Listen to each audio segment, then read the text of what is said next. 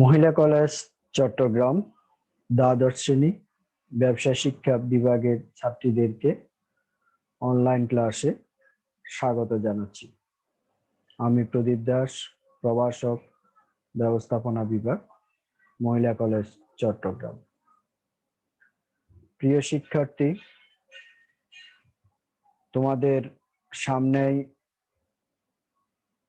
Monthly test.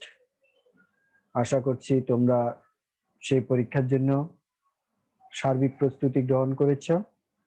পরীক্ষাটি এবার নতুন পদ্ধতিতে হচ্ছে, সেটি হচ্ছে গুগল ফর্ম নামে একটি, যে গুগল অ্যাপস বলা যাবে না, এটা গুগলে সরাসরি যে গুগল ড্রাইভ আছে সেখানে এই গুগল ফর্ম থাকে। তোমাদেরকে এটার লিংক দেওয়া হবে এবং আগামীকাল তোমাদের একটা ডেমো পরীক্ষা নেওয়ার কথা, পরীক্ষামূলক। এরপরেই তোমাদের মূল পরীক্ষাতে যেতে হবে। তো যাই হোক, আমরা তোমাদের জানুয়ারিতে টেস্ট পরীক্ষা হবে এবং আমরাও প্রায় প্রস্তুতি শেষ পর্যায়ে। আশা করছি তোমরা এই পরিস্থিতিতে নিজেদের সার্বিক স্বাস্থ্যগত দিকগুলো খেয়াল করে তোমরা লেখাপড়া যথা নিয়মে চালিয়ে যাচ্ছ। তো যথারীতি শুরু করছি আজকের ক্লাস, যে ব্যবসায় সংগঠন ও ব্যবস্থাপনা দ্বিতীয় পত্র এর 10ম অধ্যায় নিয়ন্ত্রণ। এই চ্যাপ্টারও প্রায় আজকে শেষ ক্লাস বলা যায়, কারণ মোটামুটি ইম্পর্টেন্ট বিষয় যেগুলো, সেগুলো আমি এর মধ্যে মোটামুটি আলোচনা করে ফেলেছি। তো আজকে যে বিষয়টি নিয়ে আলোচনা করব সেটি হচ্ছে নিয়ন্ত্রণ প্রক্রিয়ার পদক্ষেপ সমূহ এবং নিয়ন্ত্রণের কৌশল সমূহ। এই দুটি বিষয় নিয়ে মূলত আমি আজকে আলোচনা করব। এই দুটি বিষয় গুরুত্বপূর্ণ, তোমরা মনোযোগ দিয়ে খেয়াল করবে ক্লাসটি, যাতে সহজে বুঝতে পারো। প্রথমে নিয়ন্ত্রণ প্রক্রিয়ার পদক্ষেপ। পদক্ষেপটা কি? পদক্ষেপ হচ্ছে কতগুলি ধারাবাহিক কাজ। পদক্ষেপ হচ্ছে কতগুলো ধারাবাহিক কাজ, অর্থাৎ নিয়ন্ত্রণ ব্যবস্থা হচ্ছে কতগুলো ধারাবাহিক কাজের সমষ্টি। এই ধারাবাহিক কাজগুলোকে বলা হয় নিয়ন্ত্রণ প্রক্রিয়ার পদক্ষেপ। চিত্রের মাধ্যমে আমরা তা দেখতে পারি যে কি ধারাবাহিকতায় কাজগুলো আছে। দেখো, যে চিত্রে আমরা দেখতে পাচ্ছি, প্রথমে আদর্শ মান নির্ধারণ, এরপরে আছে কার্যফল পরিমাপ, আদর্শ মানের সাথে কার্যফলের তুলনা, বিচ্যুতির কারণ নির্ণয় ও মূল্যায়ন এবং সংশোধনমূলক ব্যবস্থা গ্রহণ। মূলত এই 5টি ধারাবাহিক পদক্ষেপের মাধ্যমেই নিয়ন্ত্রণ কাজটি সম্পাদিত হয়ে থাকে। এটা যে ধরনের প্রতিষ্ঠানই হোক না কেন, যে ধরনের কাজই হোক না কেন, যে কোনো কাজের ক্ষেত্রে প্রধানত এই 5টি পদক্ষেপ অনুসরণ করা হয়ে থাকে। কাজ যে ধরনেরই হোক না কেন, কাজের যে প্রকৃতিগুলো, নেচারগুলো, সেগুলো প্রায় সব ক্ষেত্রে একই রকম। এবং আমরা যে নিয়ন্ত্রণ করব, সে নিয়ন্ত্রণের জন্য যে কাজগুলি করতে হবে সেগুলো বরাবরই প্রায় একই রকম। তাহলে আমরা এখন এগুলো বিস্তারিত দেখি। প্রথমে ছিল কি আদর্শ মান নির্ধারণ। নিয়ন্ত্রণ ব্যবস্থা আরোপের জন্য কাজ শুরু হওয়ার পূর্বে কাজের পরিমাণ, মান, গুণ, আয়, ব্যয়, সময় ইত্যাদি নির্ধারণ করাকে আদর্শ মান নির্ধারণ বলে। অর্থাৎ একটি কাজ আমরা কি ভিত্তিতে কোন মানে করতে চাই, সেটাই হচ্ছে আদর্শ মান। আমরা এই আদর্শ মানটা কাজ শুরু করার পূর্বেই নির্ধারণ করে থাকি।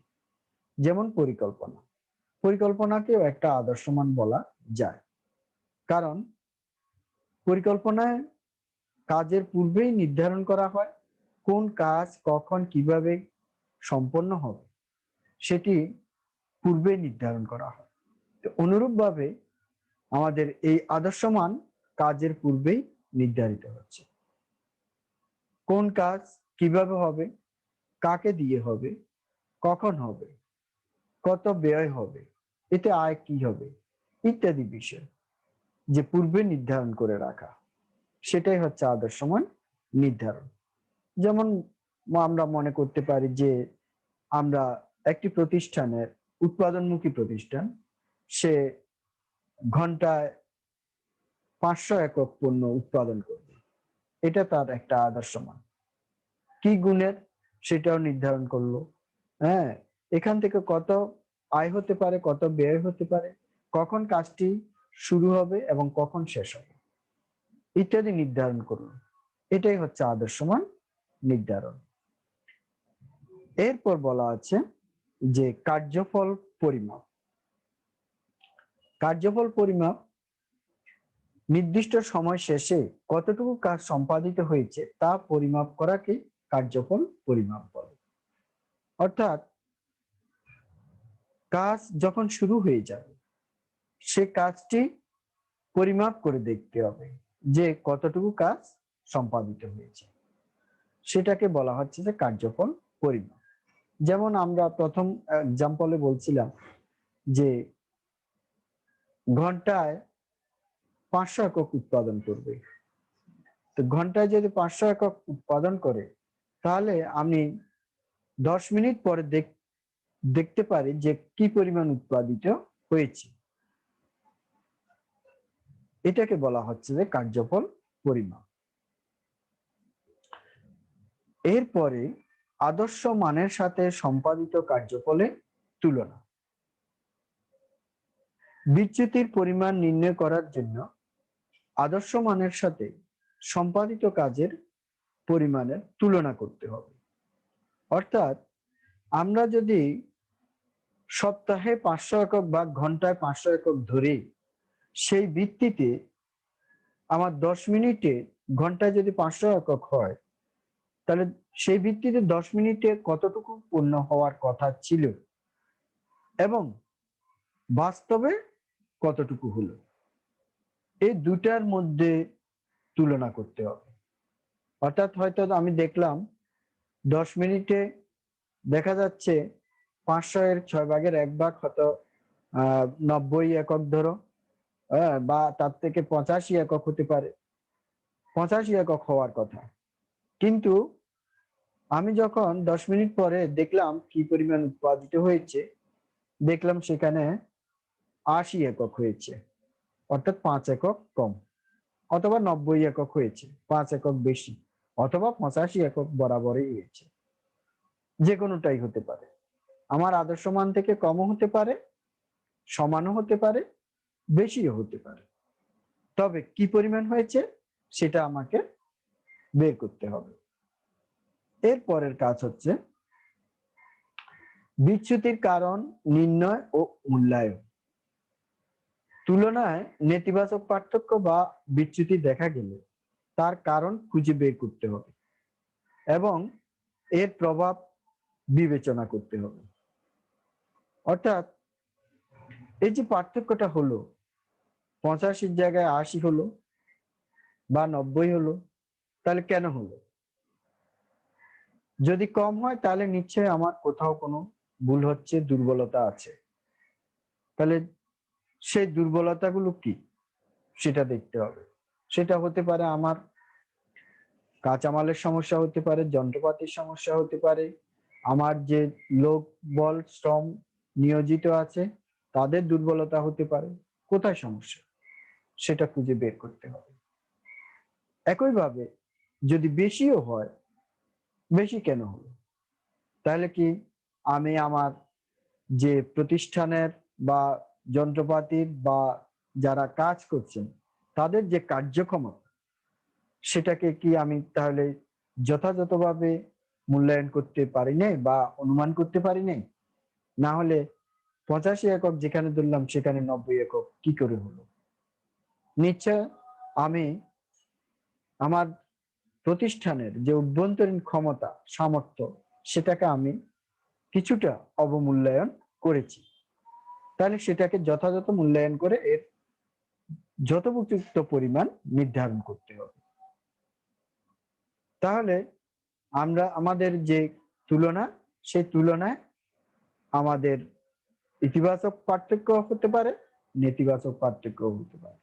যদি বরাবর থাকে তাহলে আর সেই বিষয়ে আমাদের আর করণীয় কিছু থাকবে না, সেটা কাজটি চলমান থাকবে, চলতে থাকবে। এর পরের কাজ আমাদের যে সংশোধনমূলক ব্যবস্থা গ্রহণ।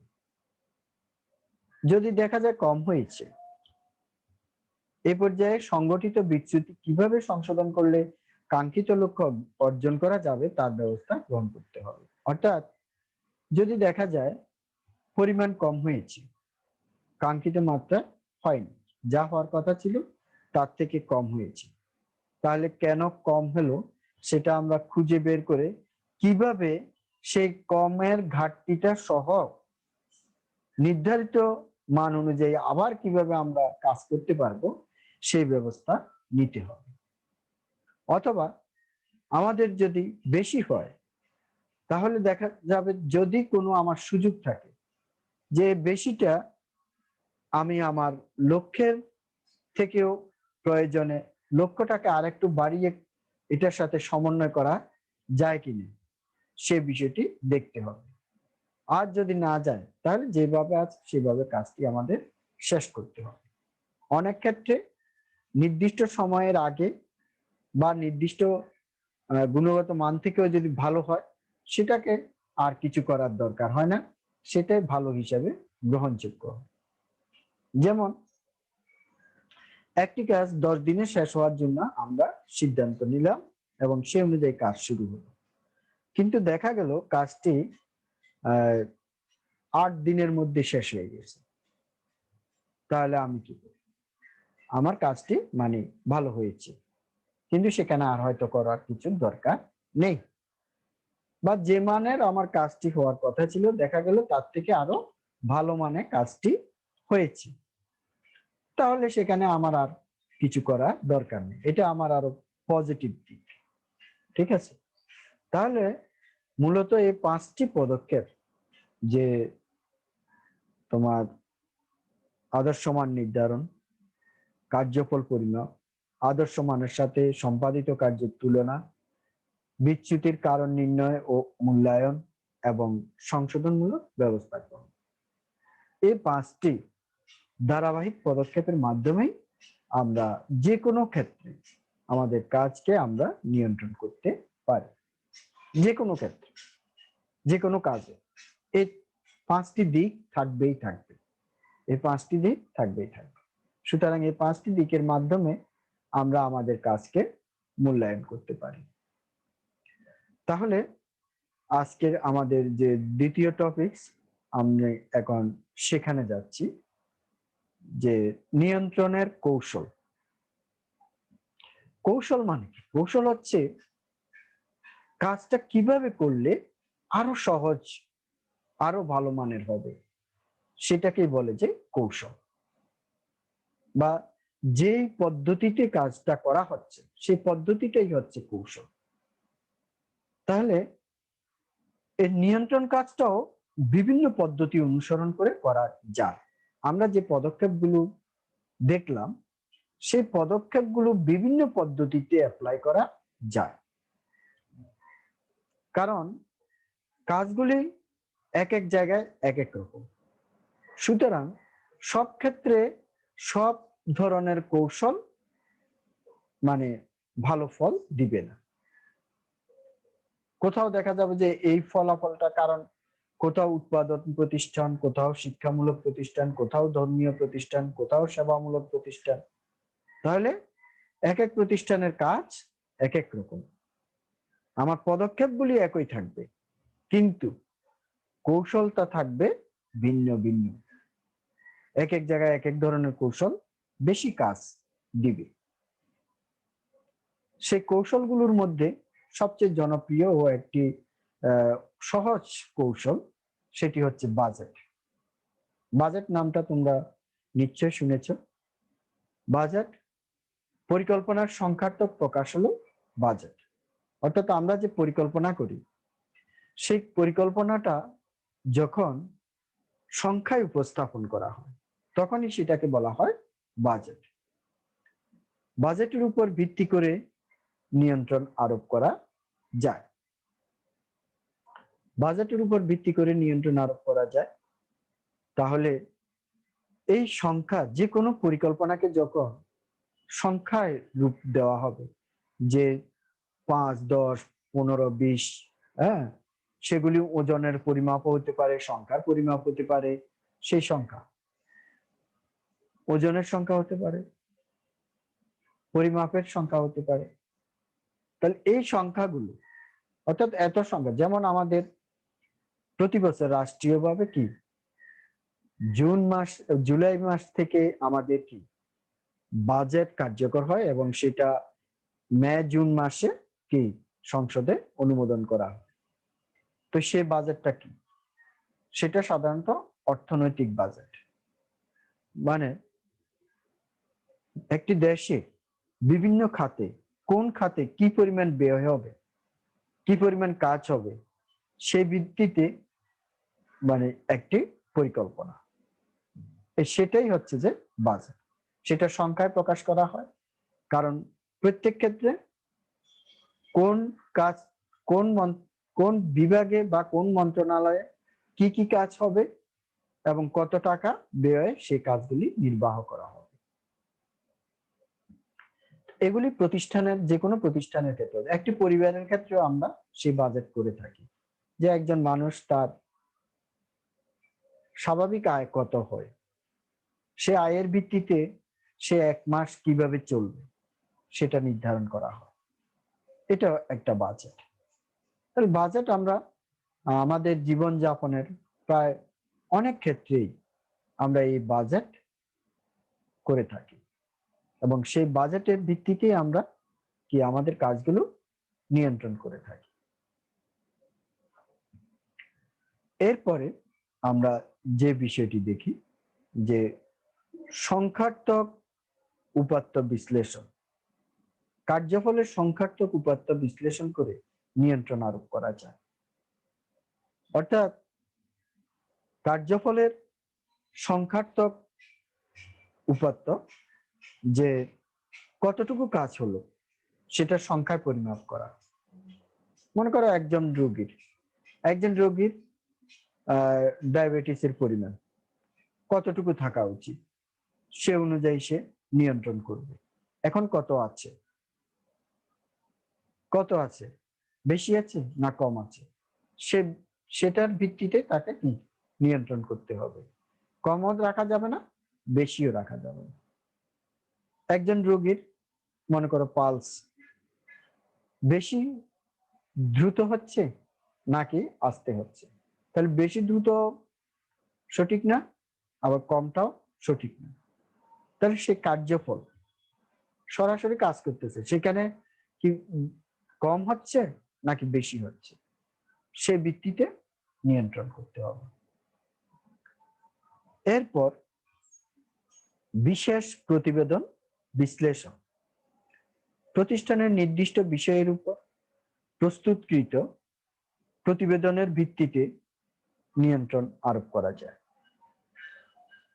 প্রতিষ্ঠান নির্দিষ্ট বিষয়ের উপর, প্রতিষ্ঠানে বিভিন্ন বিভাগ, উপবিভাগ ইত্যাদি থাকে, তার বিভিন্ন দিক খাত থাকে। মনে করো অর্থনৈতিক খাত, উৎপাদন খাত, ব্যয়ের খাত, ক্রয়ের খাত। এই খাতগুলোর ভিত্তিতে উপর বিশেষ প্রতিবেদন। মনে করো বিক্রয়ের উপর বিশেষ প্রতিবেদন, যে বিক্রয় কি হারে হচ্ছে তার একটি প্রতিবেদন। এখন দেখা যাচ্ছে প্রতিবেদনে দেখা যাচ্ছে আমাদের যে কাঙ্ক্ষিত লক্ষ্য বিক্রয়ের পরিমাণ তার থেকে কম হচ্ছে এবং প্রতিবেদনে উল্লেখ আছে যে কেন কম হচ্ছে সে বিষয়টি। তাহলে সেই ভিত্তিতে আমরা পদক্ষেপ নিয়ে বিক্রয়ের পরিমাণটা আমাদের যে কাঙ্ক্ষিত মাত্রা, সে কাঙ্ক্ষিত মাত্রা নেওয়ার চেষ্টা করব। এটাকে বলা হচ্ছে বিশেষ প্রতিবেদনের ভিত্তিতে নিয়ন্ত্রণ। এরপর আছে যে ব্যক্তিগত পর্যবেক্ষণ। ঊর্ধ্বতন কর্মকর্তা কর্তৃক অধস্তনদের কাজ পর্যবেক্ষণের মাধ্যমে নিয়ন্ত্রণ আরোপ করা। সাধারণত যে কোনো প্রতিষ্ঠানে যারা কাজ করেন সে কাজগুলো দেখাশোনার জন্য ঊর্ধ্বতন কেউ না কেউ থাকে।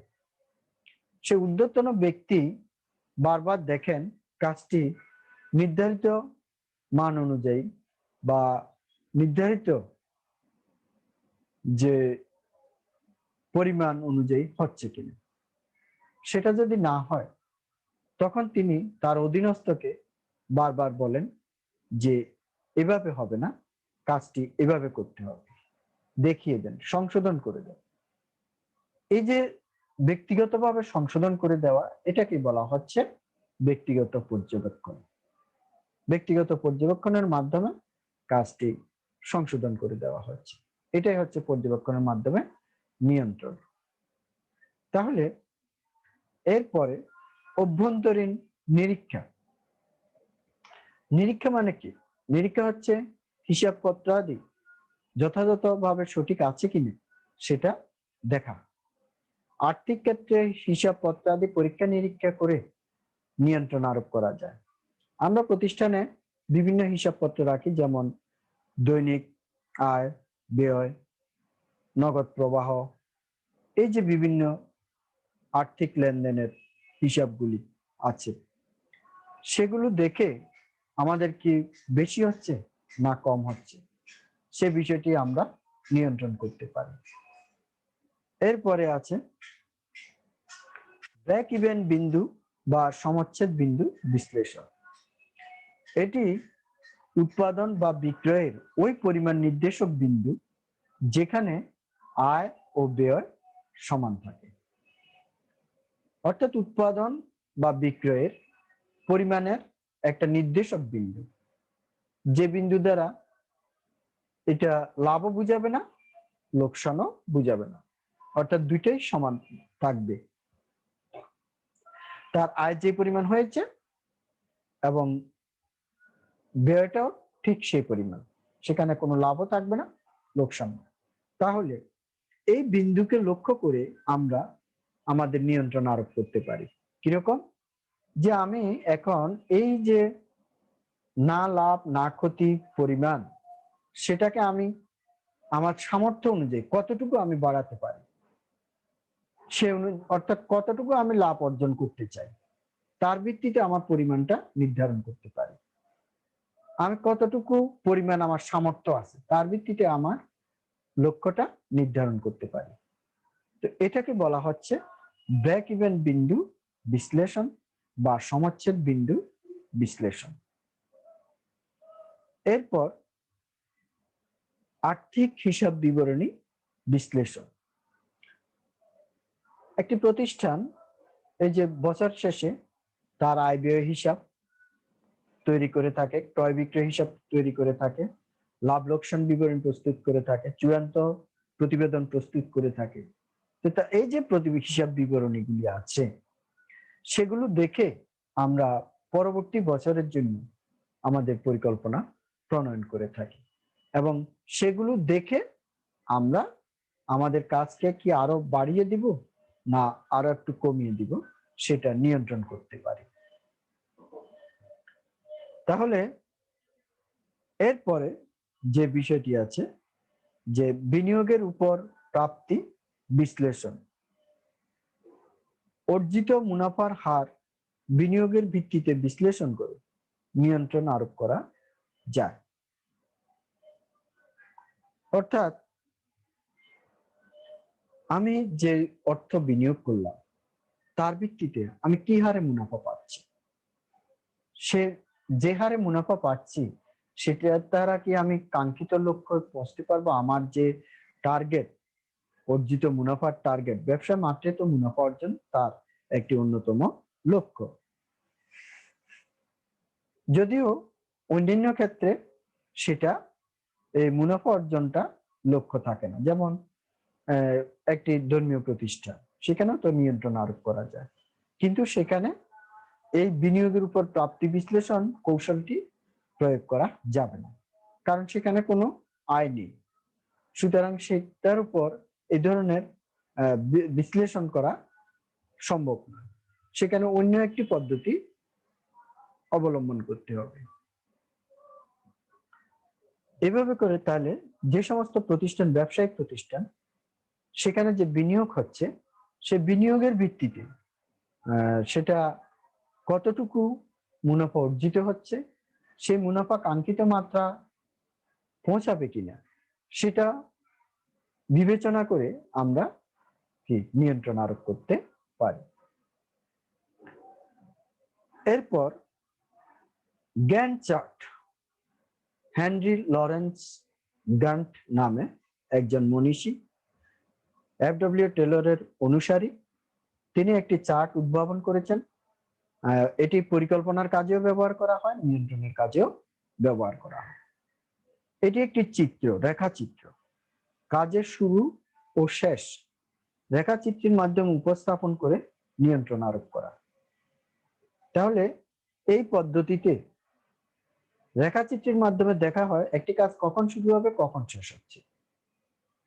তাহলে এই চার্ট দেখে আমরা আমাদের কাজগুলোকে নিয়ন্ত্রণ করি, কোনো কাজে বেশি সময় লাগতেছে কিনা বা কোনো কাজে কম সময় হচ্ছে কিনা সেটা আমরা নিয়ন্ত্রণ করে আমাদের কাজগুলো নির্দিষ্ট সময়ে শেষ করতে পারি। এবং এরপরে যেটি আছে যে part, PERT, part, programme evaluation and review technique, programme evaluation and review technique, অর্থাৎ programme evaluation and review technique, এটাও একটি রেখাচিত্র।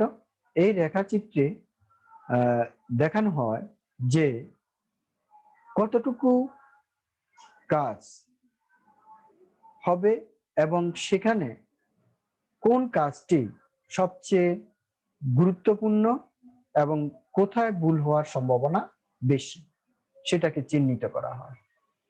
সেই চিহ্নিত কাজটাকে বলা হয় সংকটময় পথ। এই সংকটময় পথ নির্ধারণ পূর্বক যিনি নিয়ন্ত্রণের দায়িত্বে থাকবেন তিনি সেখানে বারবার পর্যবেক্ষণ করবেন, বারবার নজর দিবেন সেখানে ভুল হচ্ছে কিনা, এবং ভুল হলে সাথে সাথে সেটা সংশোধন করে দিবেন। এই পদ্ধতিটাকে বলা হচ্ছে পার্ট বা programme evaluation and review technique পদ্ধতি। তাহলে মোটামুটি আমরা শেষ পর্যায়ে যে আমাদের যে কয়টি কৌশল আমরা দেখলাম, এই কয়টি কৌশল এর মাধ্যমে যেটা যেখানে প্রযোজ্য, যেটা যেখানে ফলপ্রসূ হবে সেটাই সেখানে প্রয়োগ করতে হবে। সব কৌশল সব জায়গায় সমান ফলাফল দিবে না বা প্রয়োগ করাও যাবে না।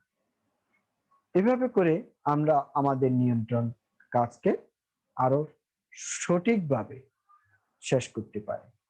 তাহলে আমি আশা করছি তোমরা এই যে দুটি বিষয় আমরা আজকে আলোচনা করলাম, একটি হচ্ছে পদক্ষেপ আর একটি হচ্ছে কৌশল, এই দুটি বিষয় তোমরা বুঝতে পেরেছ এবং আমি আশা করব তোমরা বইটি দেখে এর জন্য আরো সার্বিক প্রস্তুতি গ্রহণ করবে।